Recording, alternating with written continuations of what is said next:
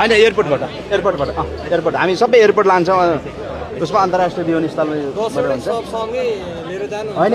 यहाँबाट निस्किँदा चाहिँ 10 वटा सब सँगै निस्किन्छ है सबै सब यता सुरु गर्छौँ त्यसपछि पशुपति जाने एउटामा र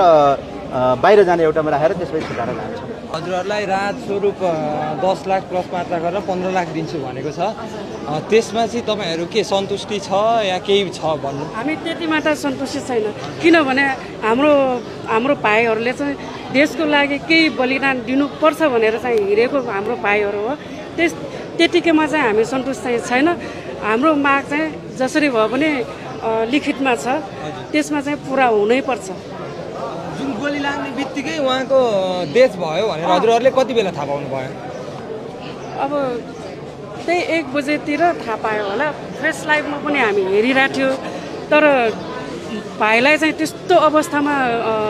देख्छ कि भनेर हामीले थाहा पनि थिएन हेरे पनि आफ्नो भाइ पनि चिन्न सकेन हामीलाई जुन अब सुरु दिनमै आन्दोलनको क्रममा गोली लागिसकेपछि उहाँलाई कुन हस्पिटल लानुभएको थियो टिचिङ ल्याउनु भएको थियो कि नजिक त सिभिल पनि थियो सिभिल लानुभएको थियो कि हजुरहरूलाई केही जानकारी छ यसबारे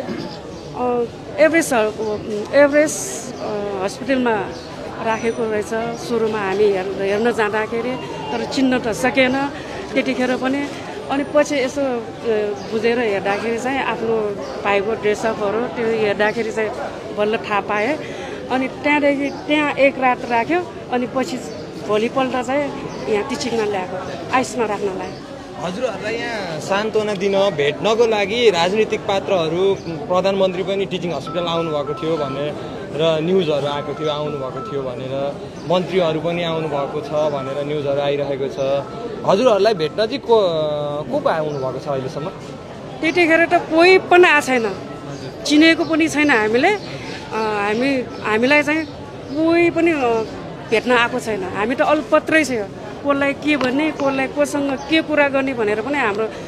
थाहा छैन कोही पनि आएको छैन टिचिङ हस्पिटलमा डेथ भइसकेको सब यहाँ ल्याएर पोस्टमार्टम ल्याइसकेपछि पनि आफन्तहरूलाई चाहिँ भेट्नको लागि धेरै गाह्रो भयो भनेर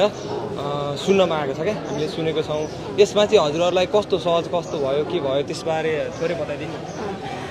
त्यतिखेर पनि गाह्रै छ भेट्न दिएन हामीलाई चाहिँ